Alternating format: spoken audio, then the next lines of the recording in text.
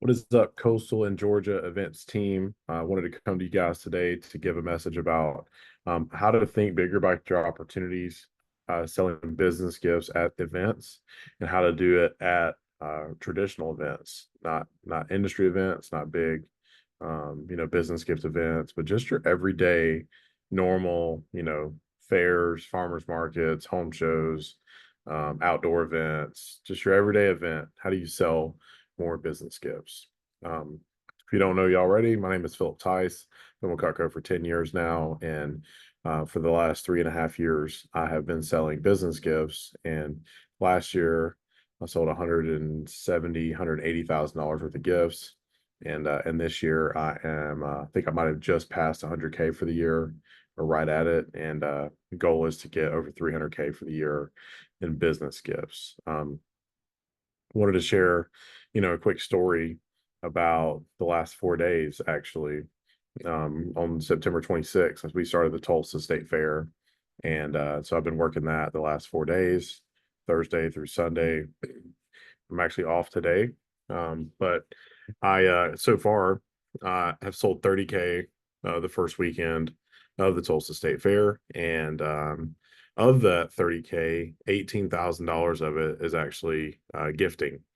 And so I know it's a big number. I'm excited about it. It's been a challenging fair for a lot of our team members, but I leaned into the thing that I am best at, and kept my eyes peeled for business owners and make sure I'm asking everybody. And I've been able to actually, manufacture almost some extra turns and also turn some small orders into big ones and some big ones into really big ones.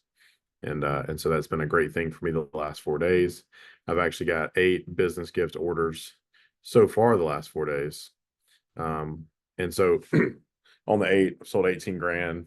6 of them are for me, 2 of them are ROR for other reps.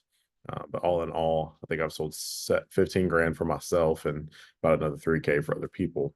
And that's just at a regular, estate fair, albeit one that's been a little challenging so far as well.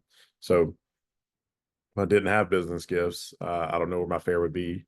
And I don't know that I would be super fired up about where I'm at. So it's really cool that we're able to take this new layer and actually use it to elevate our sales at these events. And, the story of the last, 3.5 years with me is, as most of you know, I do work quite a few industry events, but most of my business gift orders and CPO actually do come from my traditional everyday events that I work year round. And so wanted to share that story with you guys real quick. When it comes to selling business gifts, especially when you're starting out, whether you've been in the business for a long time or you're just now, getting into the event team, no matter what, it can be kind of scary trying a new layer like that, a new concept, a new pitch. You're having different types of conversations with business owners, and it could be intimidating for some reps. And I know it was at first for me, but the more practice, the more times you do it, the more reps you get in. Obviously, the more comfortable you get, and then the more success you're going to have. But the number one thing that I would tell everybody when it comes to sharing, the business gift opportunity with our clients and prospects is just reek of confidence. Even if you don't know what you're doing, understand that we sell tens of millions of dollars a year in engraved gifts as a company. And whether you're the one selling that yourself or not, you can still rest on the shoulders of giants, and you've already got a lot of that traction created, a lot of the programs created, a lot of the concepts are created, the pitches, all that good stuff, the objections, all these opportunities and resources are out there for you already. You don't have to go out and create anything new. You can go out tomorrow, you could study for a few hours, learn business gifts, and you can go sell your first business gifts, this coming weekend. And so that is a big advantage that we have, in 2024 versus maybe 5 or 10 years ago. The number one thing as far as how do we talk to more business gift owners at events is there's really two things. One is making sure that everybody you're already talking to, that when you're in the conversation, it doesn't really matter where, but during the conversation, you always ask, "Hey, by the way, what do you guys do for work?" It's disguised as a rapport question. If it doesn't land, no big deal. Just move on. It's rapport. So you're not locked into having to go down that rabbit hole. But if it does land, if they say, "Oh, I have a business," or "Oh, I do this," then you can either put that in your back pocket, save it till after the residential pitch, or if you're already at the end of your transaction with the customer, end of your turn, you can go ahead and dive into it, right then and there. One of the things that has been really powerful for me that I was actually talking to Carlton Thompson about this yesterday is he goes, "So I notice you call out like everybody that has a logo on their hat, like every single person that walks by the booth, you're talking to it, you're pointing them out, you're bringing up their hat in some way." And he said, "How much of your sales on business gifts come from people that are just wearing a hat or like a shirt with a logo on it?" And I was like, "That's a great question." I would say probably like 2/3 to 3/4 of my business gift sales come because somebody is wearing, usually it's a hat, or sometimes it could be like a polo with a shirt or a jacket with like a logo on it. And I'm seeing them in the crowd, and I'm intentionally pulling them in. So for example, both orders I had yesterday were people just walking by, and I go, "Hey sir, just like what's this on your hat right here?" And they always stop in the crowd and they're like, "What?" And I'm like, "Your hat, like what's up with the hat? What is that?" And he's like, "Oh, that's my logo." It's like, "Oh, cool, nice. What do you guys do?" Boom, started a conversation. Instead of, "Hey, we're cutting deals," or "Hey, you guys need a knife in your life," the famous Cutco Steve-O line, or just, "Hey guys, how you doing?" You could just jump straight to the, "Hey, like, hey, what's that on your hat?" Or hey, if it's somebody that's wearing a big brand like a John Deere or Caterpillar, or they're wearing like some bigger brand that for sure, like there's probably not a chance they're the owner. You can say, "Hey, what did you do to get that hat? Hey, what's up with that hat? Where'd you get that? How did you get that? What did you do?" That's something I added recently when I started seeing the big brands. I used to not say anything to them because I'm like, well, obviously they don't own it. But now I'm like, okay, there's something there because they did something to get that hat. They were gifted that hat for some reason. And a lot of times it's because, maybe they own a concrete business and they rent equipment from that company, or they do a lot of business with whatever that company was. And so they're one of their top clients, which means they're spending a lot of money with that company, which means they own a business that does really well, which means I want to talk to them. Okay. So keeping your eyes peeled for the opportunities in the crowd as people are walking by, and you can actually manufacture more business gift turns because they're already there at the events you're working. You just got to keep your eyes peeled for them and pull them in. And it's been really cool to see the kind of the growth of our entire team once they started doing that more over the last year or so, since I started kind of pointing that out to everybody, like, "Hey, this is a cheat code. You should be doing this." Um, Something else that you want to understand though is that for every business gift order I get at a traditional event, I may have gotten shot down by like 5, 10, 15 people. Whether it's, "What do you have on your hat?" and they ignore me, or they come over and they go, "Oh, we wouldn't do knives," and they like quickly walk away before I can grab their attention. Or I pitch it and they're like, "Oh, we wouldn't spend that on our people." Whatever the objections are at these events, you have to understand that gifting is not for everybody, even though it's something that everybody should be doing. Some people are just hard-headed, or they're cheap, and they just don't want to invest in those types of things for their people, and that's okay. We're not there to get everybody. We're there to get the ones who are willing to do the gifts.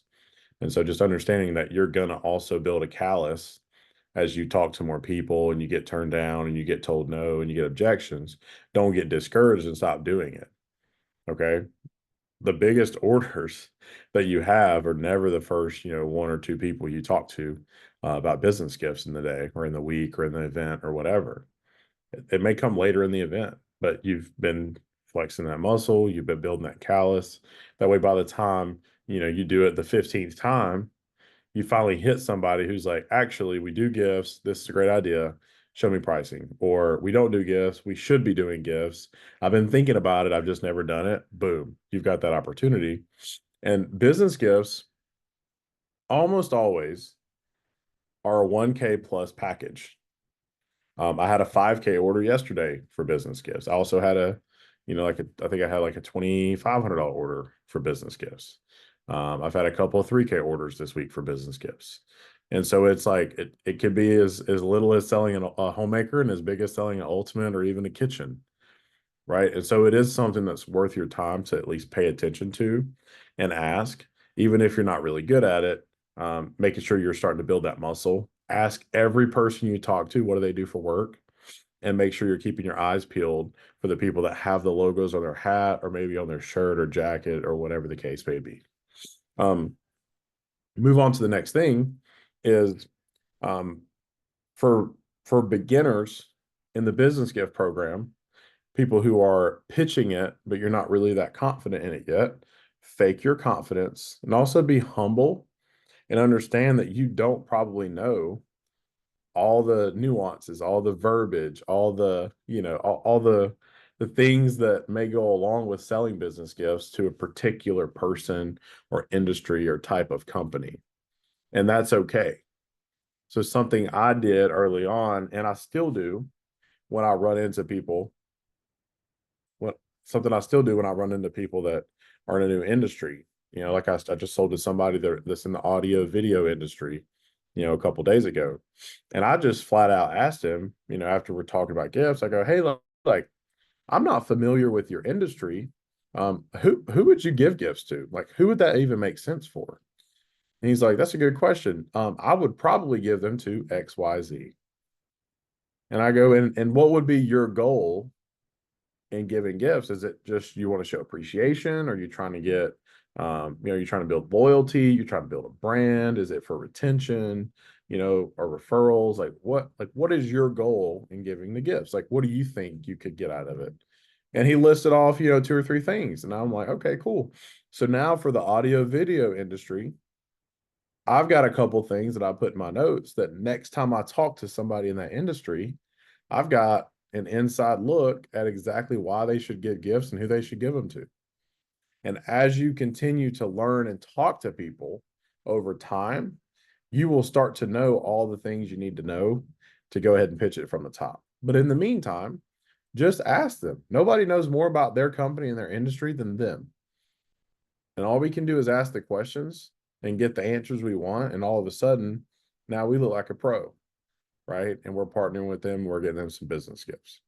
So over time, you will start to understand, for yourself, based on your firsthand experience, the impact that Cutco gifting could have on companies.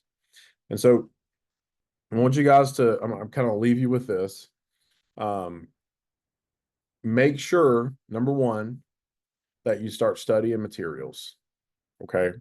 The top material that will help you sell very, very easily is using the price guide, the quantity discount guide that Cutco has on Vector Connect. It's under Vector Connect, sales tools, business gift program, other topics, and then pricing or business gift pricing. Click on it. And there's one that is a full price. I forget the name of it. There's a PPSI, maybe there's like a CGP pricing. You can open both of them and have them both saved on your iPad or your phone. And I would even recommend printing maybe both of them off if you want to. But I always start with the one that is full price. So for example, we all know that if you buy a lock back, it's $124 and then plus $10 for engraving. Well, there is one of the price guides, the quantity discount guides, where it actually shows that the lot backs start at 134 and go down from there. So whichever one that is, that's the one that I keep on hand. And I use that for everything when I'm at events, because here's the deal. If they run into the Cutco website, or if they walk up to the booth and ask, how much is this knife? And they point at the lot back, it's $124. And then we move into engraving them. Oh, well, it's just $10 extra for engraving. And so it's 134. So that's congruent with our pricing. And then if they were to go on the website and try to do the same thing, that's the pricing. That's the starting price. Okay. that would be just like us, leaving ourselves some wiggle room to drop down.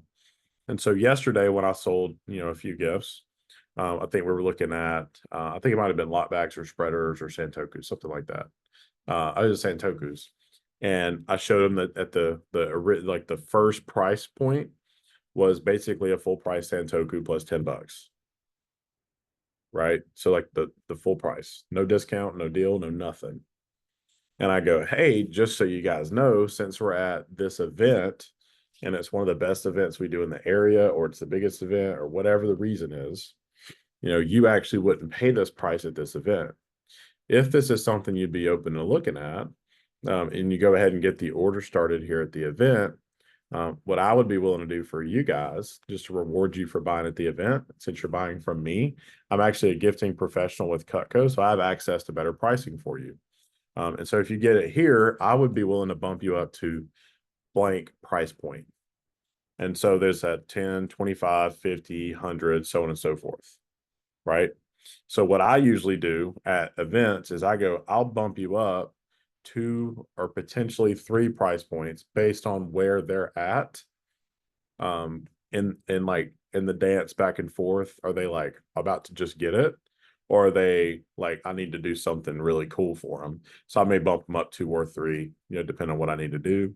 And then I've had people, even I go all the way up to the last price point just to close the deal. I go, hey, I'll go as far down as I can on the price points, on the quantity breaks. I'll actually go ahead and bottom you out right here.